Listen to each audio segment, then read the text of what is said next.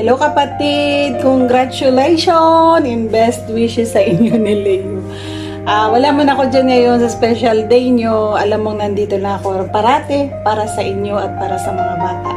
Mahal na mahal kita, mahal na mahal ko kayo. Sobrang saya ko dahil sa nangyayari ngayon sa buhay mo. Sobrang, alam mo yun, through ups and down, kasama mo ako. Tandaan mo, lagi lang ako nandito. Mahal na mahal kita. Ngayon, inano nyo na yung bless ni God. Sana, pagtibayin pa kayo. Alam mo na, yung laban lang. Stay strong. Alam mo na yun. Basta, yun na yun. I love you. Hi Grace, congratulations with Leo. May God always bind you with His love. Marriage is a never-ending commitment and sacrifices. Respect each other and peace will prevail in your family. Hello, Grace! Happy wedding day sa inyo, sa imo nga love. Grabe, sa wakas, natagpuan mo na din ang imo nga pinakagwapo nga partner sa imo kabuhi. Pinakamabuot, loving, kag manami pa siya mag-asikaso sa inyong kabataan or ang baby nyo. Basta Grace, isa lang ginamahambal ko sa imo nga magpinalanggaanay ka mga duha, continue gid kag maging kabay nga maging healthy ang inyong pagupdanay hasta sa piyako kabuhi. Bali grabe gid sang una, baby ka pa ha. Bali daw amo ni kadako ang imo nga lawas. So amo ka lang ni kadako sang una oh. Subong, taas ka pa sa akon, tapos tambok ka pa sa akon. Ako pila ka years na oh, tanawa, niwang gihapon, wala nang ngipon. Oh, di ba? Pero di ba, narugwa gyapon si tita oh. Amo ni ang imo nga pinakagwapa nga tita kag mami, o di ba? Grace, isa lang gid ang akon mahambal sa imo. Salamat kay man mabuot ka, mana kagid sa akon, okay? Happy wedding day. Kabay nga una nga timo ay akon.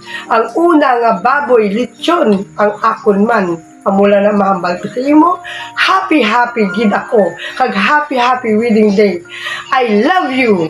Palangga ko gid ka. Hi Grace, happy wedding day. I love you. Hello Ate Grace, happy wedding day to both of you. May the years ahead be filled of love and joy, and wishing you as well as you embark on this next chapter of your life. I am very happy to both of you. Congratulations.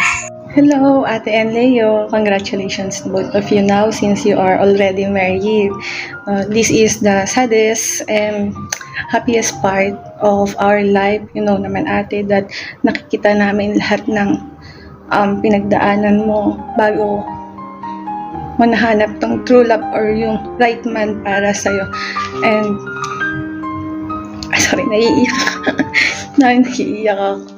And I'm happy ate na you find the right man not only for you but also for your kids. And masaya kaming dalawa nito para sa inyong dalawa na ngayon is kasal na kayo. Congratulations to newlywed and enjoy your special day. Hello my dear Ate and Leo. So gusto ko lang kayong batiin ng congratulations dahil napaka-successful ng naging araw na to sa inyo. So sana yung blessing na yan ay patuloy lang bumuho sa inyong pamilya at sa atin din, ganun din naman sa ating pamilya.